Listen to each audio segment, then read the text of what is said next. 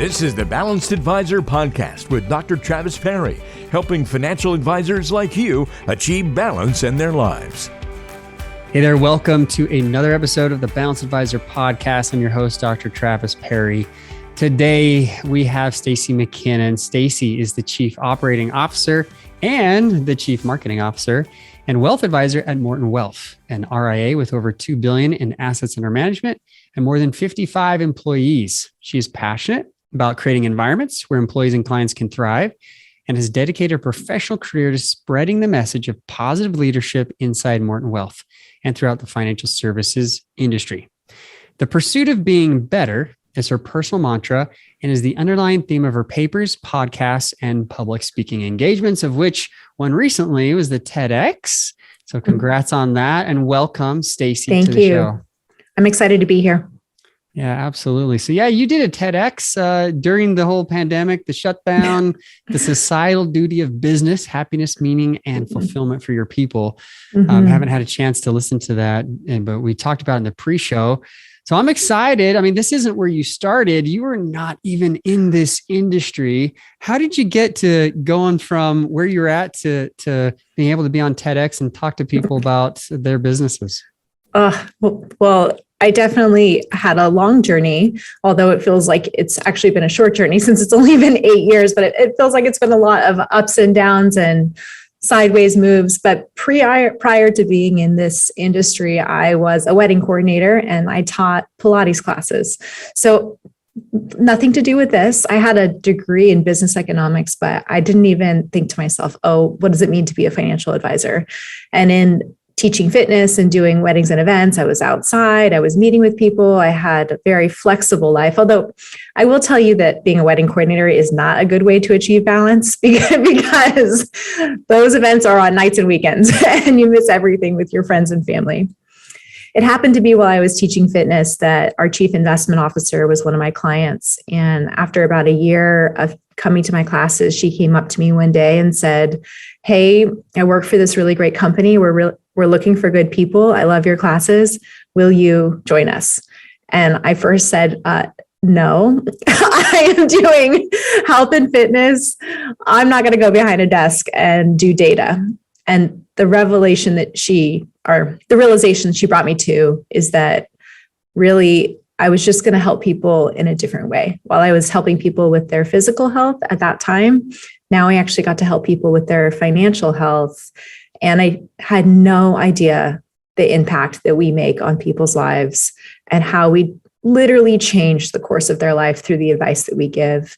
And so I'm so grateful that she gave me the opportunity to come here and be a part of this company. But then I think the impact on people's lives too has been equally fulfilling. And I'm really excited about the work that we do here every day.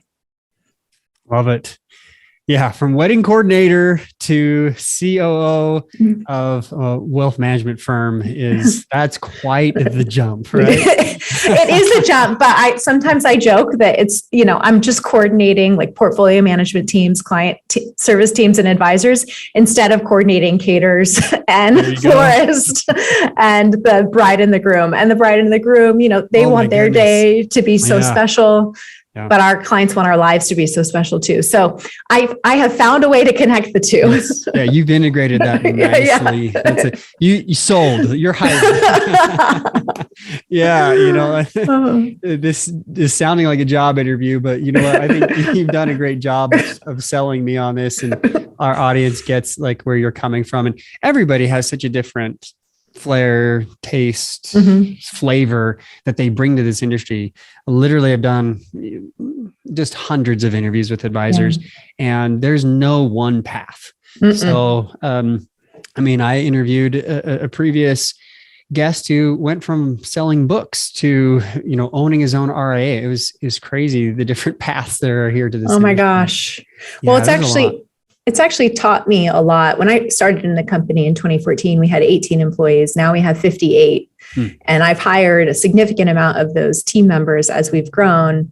And I've actually hired more team members without experience than team members with experience, because I thought to myself, if I was given the opportunity for someone to see beyond just the credentials on my resume and actually see my ability to show up in the way that would benefit the company, I should give others that same opportunity. So we make it a habit of hiring baristas, people who are willing to wake up at 4:30 every morning and serve like cranky people coffee, but have a smile on their face.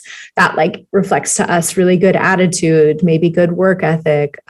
We've hired a lot of people from the educational system, maybe teachers or education administrators, because of their ability to be good at training and teaching, and they're in our training manager positions now. So we tend to be very high on people who can come and bring a talent or a skill set, not just a bucket of knowledge, and then contribute with that passion behind them. Oh, that's great.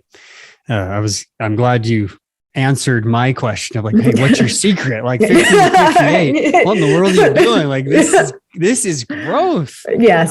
This is wonderful to hear. And I know a lot of advisors, when it comes to balance, we're going to talk about this. Yeah. You already got into it. Like the biggest struggle I've seen for most is just delegating and hiring and getting those people to build on their teams. It's a trust factor, the time management, everything that goes into it, which is all part of what we've done at Achieving Balance and the Make Time Institute of helping advisors really do this.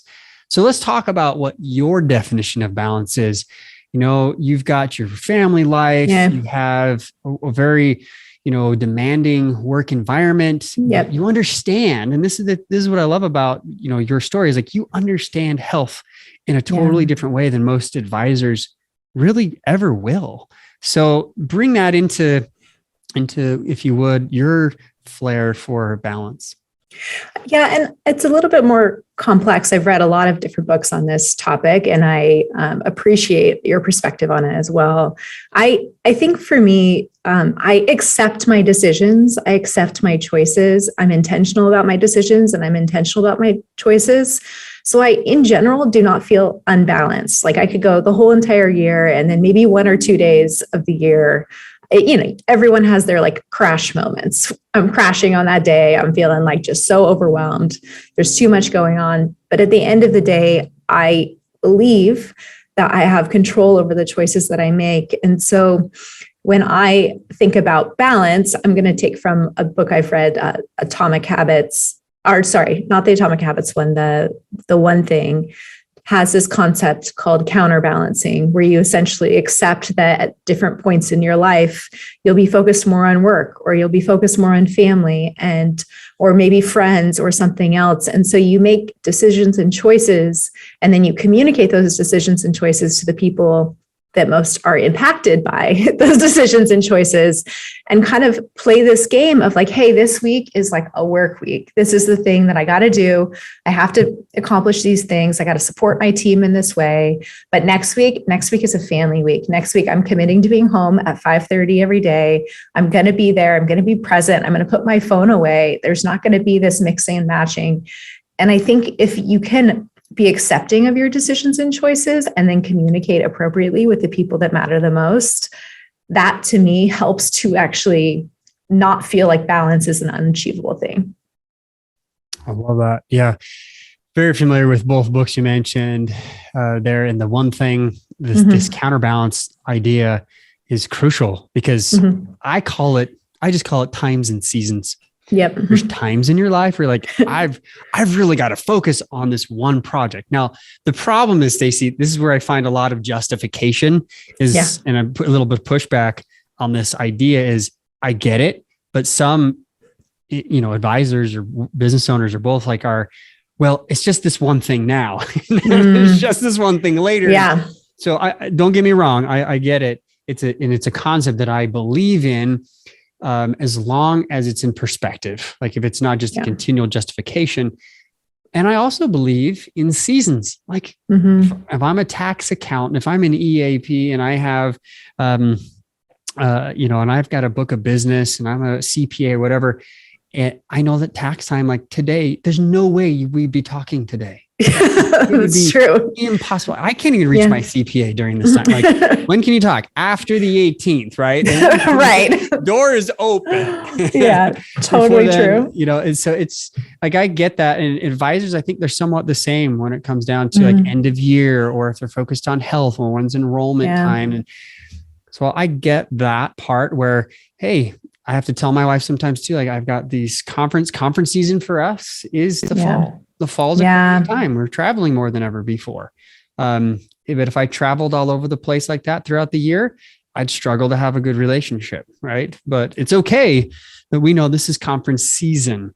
Yeah. So that's my take. I agree with you. Yeah. Actually, I think the one thing in the book, the one thing I like the concept of counterbalancing. I'm not sure I'm 100% bought into the one thing concept. That to me feels a little bit big and like I can't quite conceptualize it, right? I can't quite like wrap my head around that. What I can wrap my head around is what I do on a daily basis, what my daily habits are, my daily systems are. And so as an example, I have for a long time now set my alarm at 5:30 every morning. I wake up and from 6 to 7 a.m., I do my, what I call set up for success hour.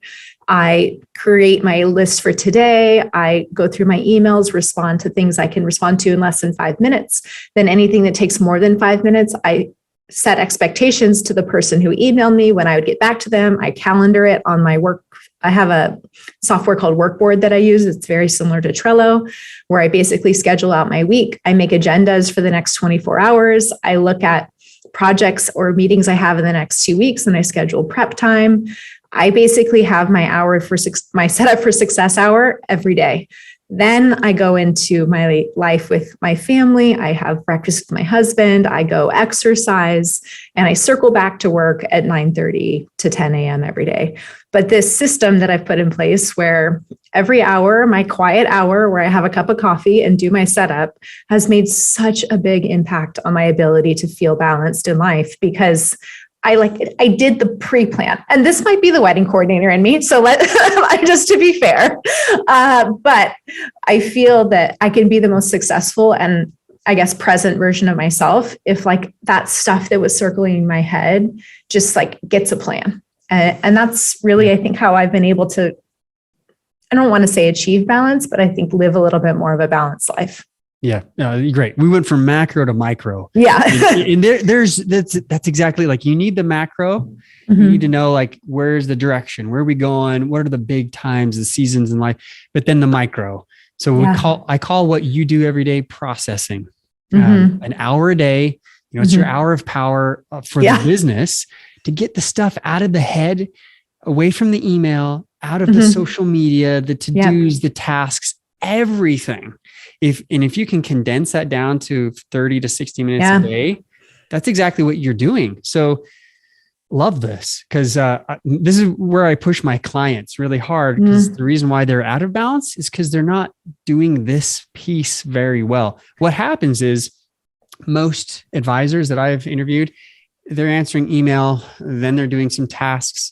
They work with some clients. They come back to social media. They do this, and that's all scattered throughout the day. Yeah, scattered. So with what you call your hour of success, your setup for success. Yeah, I love that. And it really is this processing perspective. Yeah, that has helped you to keep the daily under control, right? Out of chaos. Oh yeah. And I mean, to be truthful, like what you mentioned, a lot of days it only takes me 30 minutes to do the setup. And then I use the other 30 minutes for the deep work, the things that I don't really want someone else to like be pinging me about at that time. And then in my role as chief operating officer and chief marketing officer, I really think of my like 10 to let's call it 5 p.m. job. Because I also I mentioned earlier, I make decisions. So one of my decisions is that I don't work at night unless I have a family, like an important meeting or dinner meeting I have to go to.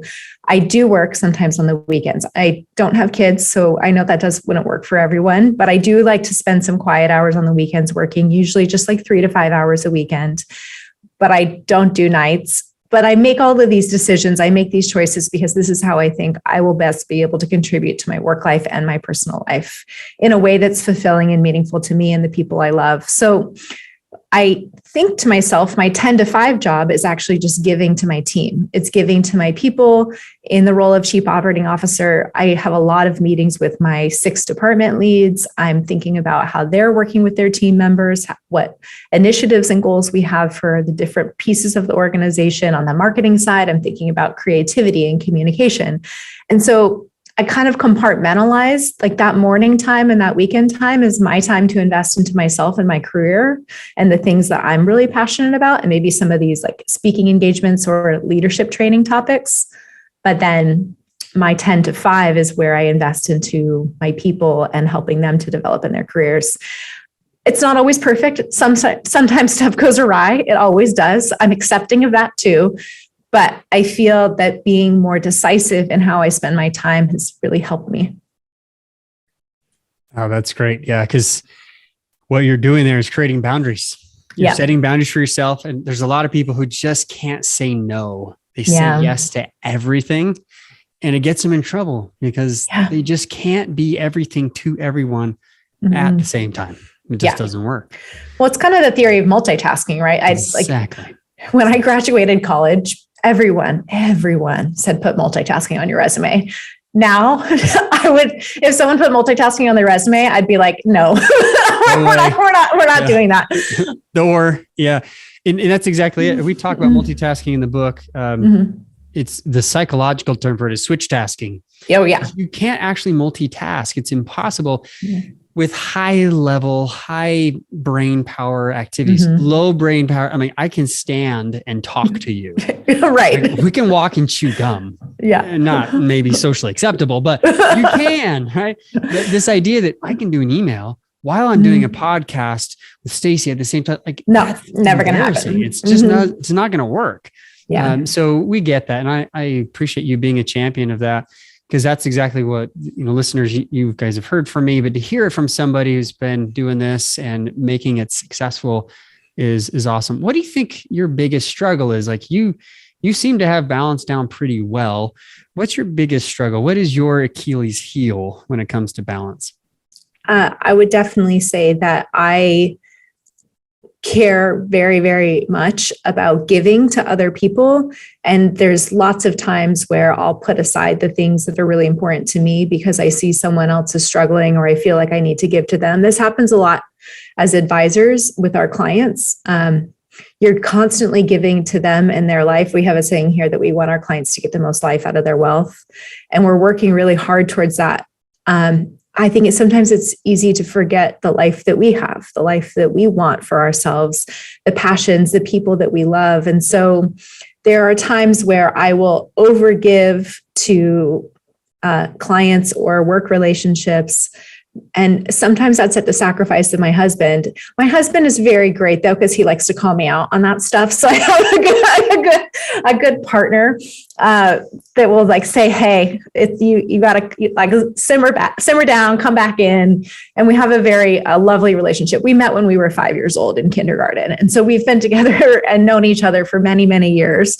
But I rely on him a lot because my tendency to give it could get me in trouble sometimes. Wow. So kindergarten story. Now the question is, did you guys do the kindergarten, like we're pretending we're married? Did you have like a marriage ceremony when you were a kid? Funny story. At my wedding, my father did his toast for the bride. And he basically told a story about how he got called my dad got called to go to the principal's office because somebody was picking on me. And it ends up being that the person who was picking on me is my now husband. So I don't think we were pretending to get married, but he was definitely picking on me when I was a young one. So that was not very good, but we raced. Just mean that he liked you at that age, right? I think that's what we're all just telling ourselves, but I think that he was like, maybe not nice. Okay.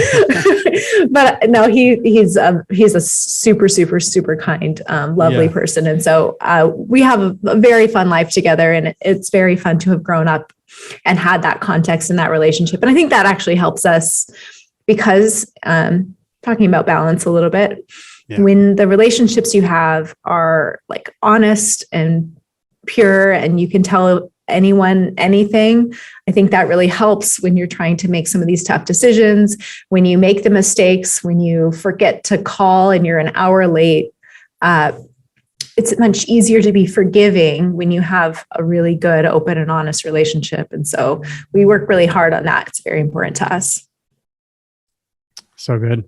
I've had several, like dozens of advisors tell me when I found out how balanced they are, I'm like, what's your secret? And every time they're like, it's my spouse, it's my Yes. family. Yeah. Like, wait, what do you mean? Like, well, like, it's not just like the keeping in line, but it is this relationship. Yeah.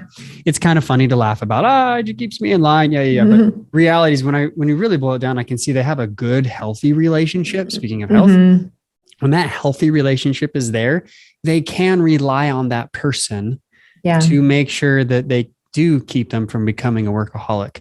So in the book, we talk about how personal development, the last myth is personal development is the end all be all, to quote Shakespeare. But the reality is personal development is the start. Yep. If you can develop together with your spouse and family, whatever that looks like for you, then it's typically the best way to stay balanced or really keep your balance is all about that relationship. So really great to hear that you have such a good relationship, even though he teased you on the playground at 5 years old and your dad had to come in and have a conversation. Oh man, that's super funny. We have a lot of fun in life. Even as an example, because we grew up in Lake Tahoe, ski town. So we raced against each other skiing. He has the first place trophy. I have the second place. It's the whole thing. Then I'm like, I just wanted the first place trophy. Why couldn't you let me win? Come on. But he didn't let me win. But part of, I think, our relationship too is we are more adventurous. We have a lot of fun together. This last January, we went and skied in the Alps in Italy and just like went and had fun and enjoyed life. And it was just him and I, and that's also a very important part of the work that I do and even aligns with my core values. I want to be excellent. I want to be an empowering person. I want to show up. I want to have empathy, but I want to enjoy life. We work really, really hard. And I think those positive memories that we have makes all of the hard days worth it too. So good. Thank you for sharing that. It's definitely on our bucket list. My wife and I are big skiers. And so we're like, how can we get down to the Alps? So it's awesome that you guys.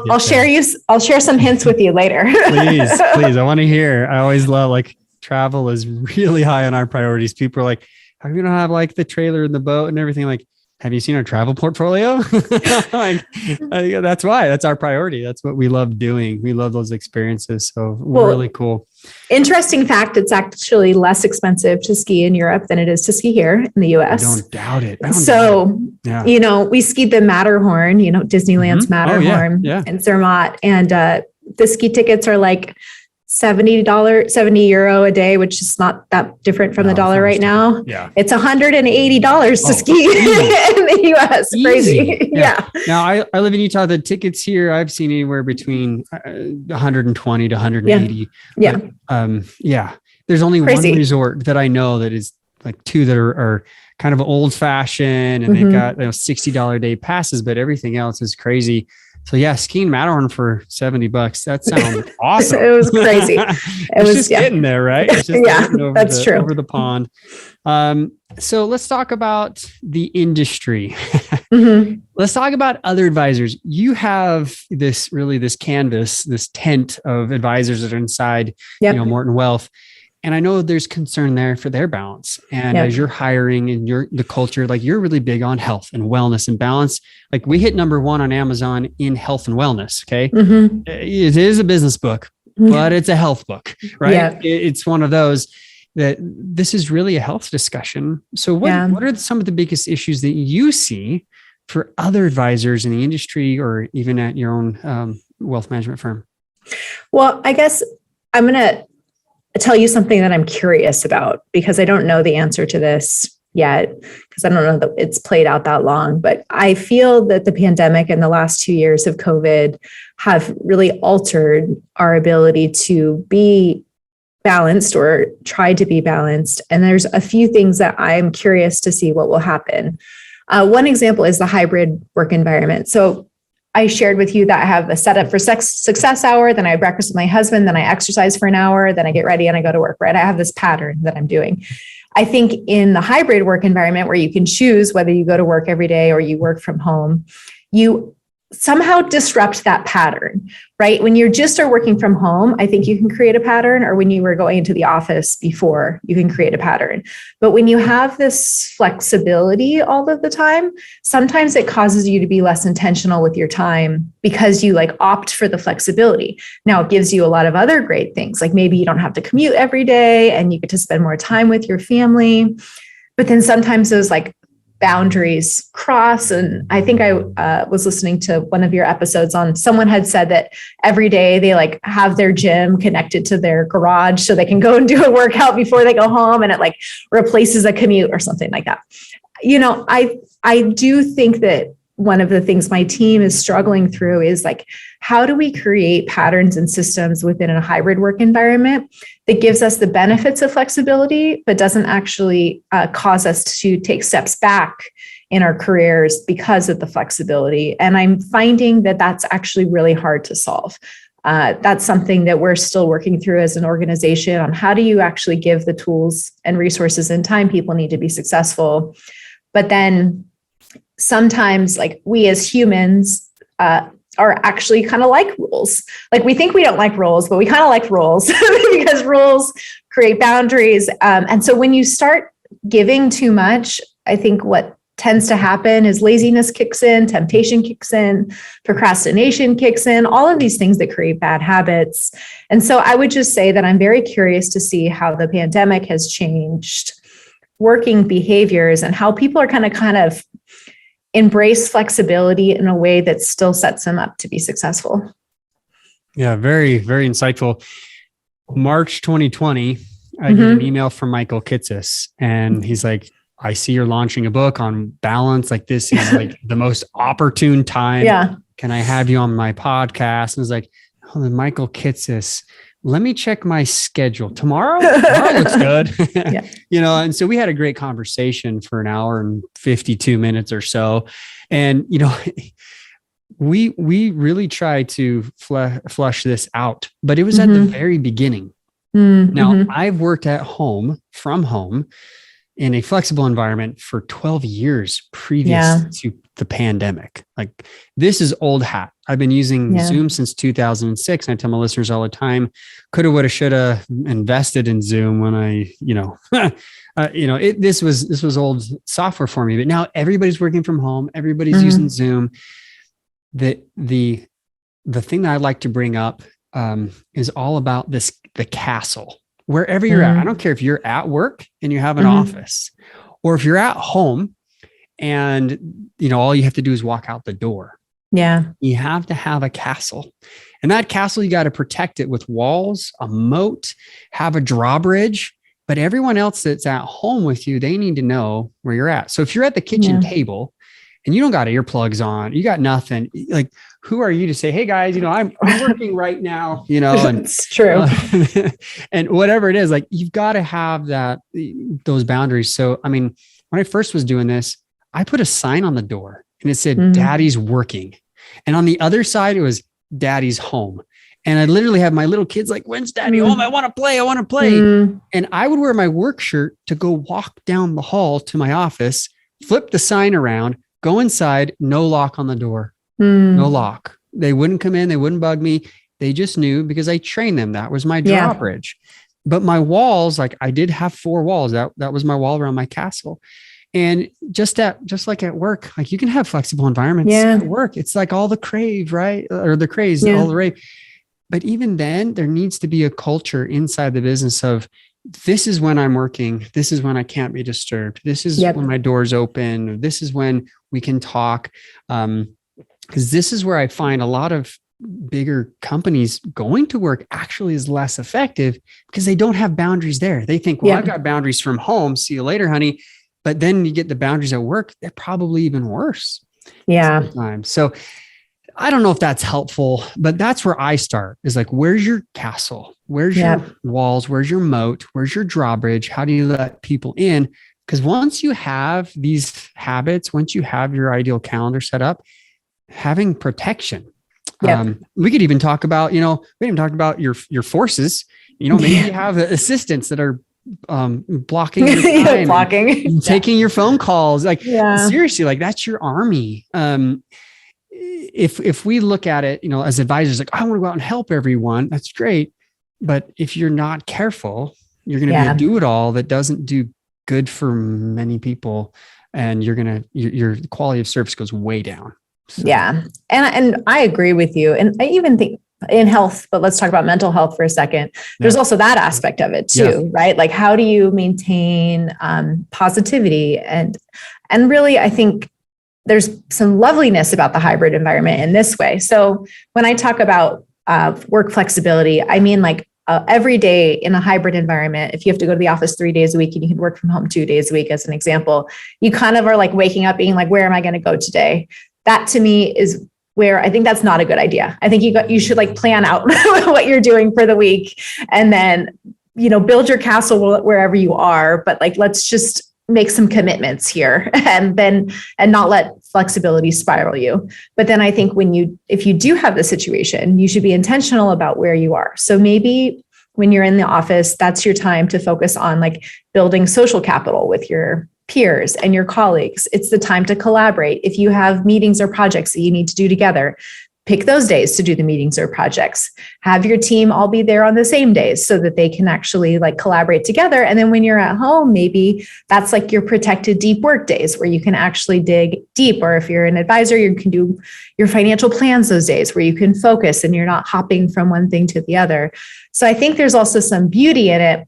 If we're intentional about our time, if we think about it in advance, I think we could achieve like a lot of greatness by the way that we structure our day and use maybe the benefits of an office in the way it's most beneficial, and then the benefits of working from home in the way it's most beneficial too.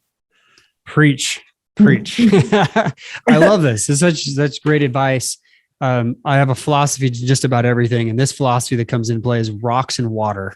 You need to be solid like a rock. You need to know, like, this is the time where I'm just going to go deep work. I'm going to do this. And this is the time where I can be flexible. Yeah. If you're too flexible, you're out of balance. If you're too rigid, you're out of balance. Yeah. If you can understand the difference of when to be flexible and when to be firm, that's it. That's the key. So for you, I love that. Like, hey, take a couple of days, work at the office. And then those are the times where you're going to be meeting with your team, your peers, meeting with clients or whatever. And those other 2 days, however you're structuring it, go deep, do some personal work, do some marketing, like do some research where you're not going to be bugged by people at work, right? Because there's that boundary there and it's difficult to set. So I love that you kind of have that idea, and really, I think you answered your own question. I think you figured it out. I think you're a genius, but this is the thing that I think a lot of teams struggle with is they don't have a company culture. And everyone kind of does their own thing. Advisors, a lot of us, we're raised in this individualized culture because we're taught that. Instead of coming from a wealth management firm, we're now, hey, we're part of the team, right? This speaking your language. We're part of the team and we need to work together. So what's our collective going to look like? What is our balance culture at work? So what a great discussion. And if you guys are loving this discussion and you want to get some more advice from Stacey, where can they reach you? How can they reach out to you or connect with you? Oh, I'm very active on LinkedIn, so feel free to shoot me a message.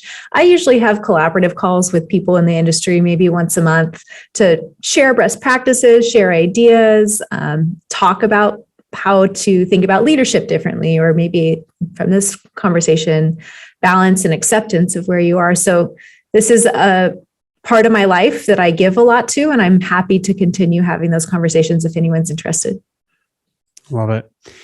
And if you want to learn more about what Stacey's been teaching on TEDx, definitely look up the TEDx talk that does talk about the importance of team and work environment. So thank you, Stacey, for your time. Thanks for your questions, your answers, your just energy for what you're doing is enthusiastic, and it's definitely something that is catchy and it keeps us all on our toes.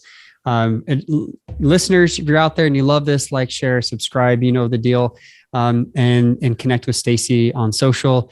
And thanks again, Stacey, for being here and for helping us out, move this forward to other Balance advisors. Thank you. I learned a few tricks on this episode that I'm going to take with me. So I appreciate you too. Absolutely. Thanks again.